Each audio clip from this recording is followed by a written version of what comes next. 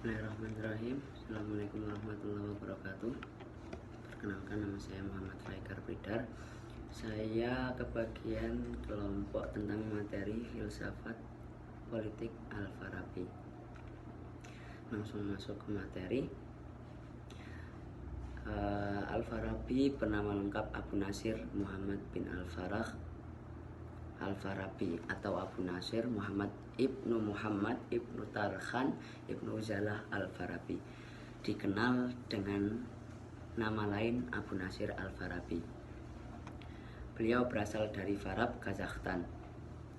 Beliau merupakan filsuf Islam pertama yang berupaya sejauh mungkin menyelaraskan filsafat politik Yunani klasik dengan Islam, serta berupaya membuatnya bisa dimengerti di dalam konteks agama-agama wahyu. Karyanya dalam filsafat politik yang paling terkenal adalah Al-Madinah Al-Fadilah, atau yang biasa disebut dengan kota atau negara utama. Di dalamnya Al-Farabi membahas tentang bagaimana mencapai kebahagiaan melalui kehidupan politik dan hubungan antara rezim yang paling baik menurut pemahaman Plato dengan hukum ilahiyah Islam. Dalam struktur ilmu, Al-Farabi menempatkan ilmu politik sebagian dari ilmu praktis. Oleh karena itu, jika dilihat dari segi tema, konten keilmuan dan tujuan ilmu politik, maka ilmu ini memiliki pengertian sebagai seni untuk meraih kebahagiaan di dunia maupun di akhirat melalui kerjasama antara warga negara, kota maupun desa. Menurut Al-Farabi, manusia merupakan warga negara yang menjadi salah satu syarat terbentuknya negara. Manusia tidak dapat hidup sendiri dan selalu membutuhkan bantuan orang lain. Maka dari itu manusia menjalin hubungan-hubungan atau disebut dengan asosiasi. Kemudian dalam proses yang panjang, pada akhirnya terbentuklah suatu negara. Menurut Al-Farabi, negara atau kota merupakan suatu kesatuan masyarakat yang paling mandiri dan paling mampu memenuhi kebutuhan hidup, antara lain sandang, pangan, papan, keamanan, dan juga mampu mengatur ketertiban masyarakat, sehingga pencapaian kesempurnaan bagi masyarakat menjadi mudah. Menurut Al-Farabi, negara yang warganya sudah mandiri dan bertujuan untuk mencapai kebahagiaan yang nyata itu disebut dengan negara utama. Keberadaan warga negara sangat penting karena menentukan sifat, corak, serta jenis negara. Menurut Al-Farabi, perkembangan serta kualitas negara ditentukan oleh warga negaranya itu sendiri. Mereka juga berhak memilih seorang pemimpin negara, yaitu seseorang yang paling unggul dan paling sempurna di antara mereka. Al-Farabi menganalogikan negara seperti tubuh yang sehat dan utama karena secara alamiah pengaturan organ-organ dalam tubuh manusia bersifat sempurna. Beliau mengklasifikasikannya menjadi 3, yakni jantung merupakan organ yang menjadi organ pengatur, tetapi tidak bisa diatur oleh organ lainnya. Yang kedua, organ otak, bertugas melayani bagian peringkat pertama, juga mengatur organ-organ bagian di bawahnya, yakni organ peringkat ketiga seperti hati, limpa, dan organ-organ reproduksi. Organ bagian ketiga yaitu organ yang bertugas mendukung dan melayani organ dari bagian yang atas dan telah disebutkan tadi. Sedangkan Al-Farabi membagi negara ke dalam 5 bentuk.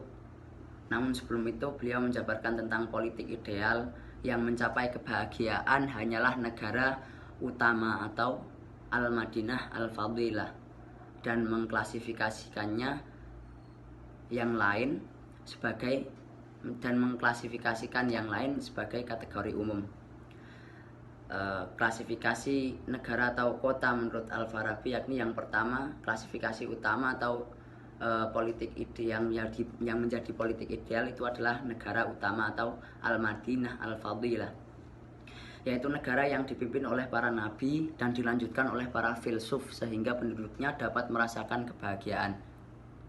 Negara ini adalah negara yang ideal bagi warga negara.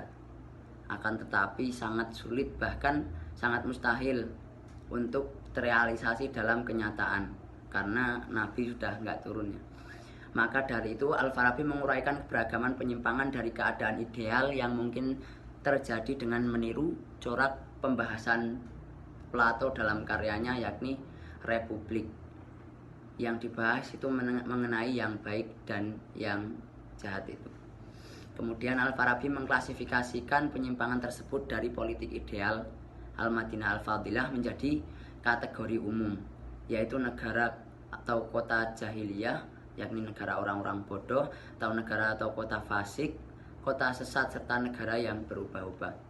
Masuk ke klasifikasi yang kedua dari kategori umum tadi, yakni negara orang-orang bodoh, Al-Madinah Al-Jahiliyah, yaitu negara yang penduduknya tidak mengenal kebahagiaan.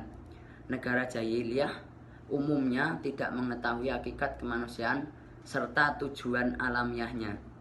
Karena ketidaktahuan mereka tersebut pada tujuan kemanusiaan, mereka menggantikan tujuan yang benar dengan cara berfilsafat digantikan dengan tujuan lain yang salah. Al-Farabi memilah kota jahiliyah menjadi 6. Yang pertama, kota kebutuhan dasar yang penduduknya mencari nafkah hanya untuk sekedar bertahan hidup sebagai tujuan mereka. Yang kedua, kota jahat yang penduduknya itu menumpuk-numpuk harta. Yang ketiga, kota rendah yang masyarakatnya itu cuma semata-mata hanya mencari kepuasan hawa nafsu. Yang keempat, kota timokratik yang tujuannya hanya mengejar kehormatan dan popularitas. Kemudian yang kelima ada kota despotik yang di dalamnya itu masyarakatnya mencari kekuasaan dan dominasi atas orang lain. Yang keenam itu ada kota demokratik. Di dalamnya tidak ada tujuan tunggal yang memotivasi, tetapi masing-masing warga mempunyai keyakinan dia dan berbuat apa yang menurut mereka itu paling baik.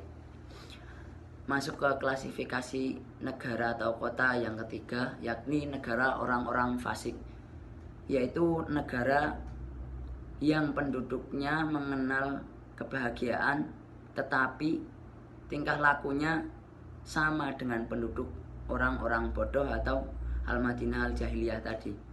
Yang keempat itu negara sesat atau Al-Madinah Ad-Dallah, yaitu negara yang dipimpin oleh orang yang menganggap dirinya mendapat wahyu, kemudian ia menipu banyak orang dengan ucapan dan perbuatannya.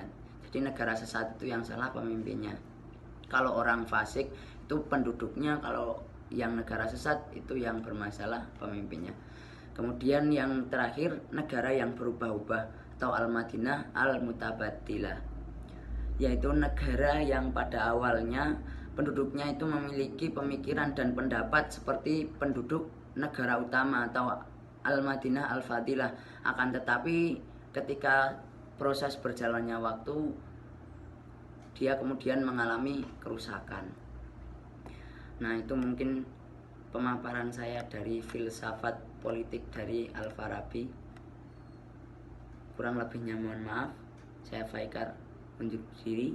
Bila taufik wal hidayah. Assalamualaikum warahmatullahi wabarakatuh.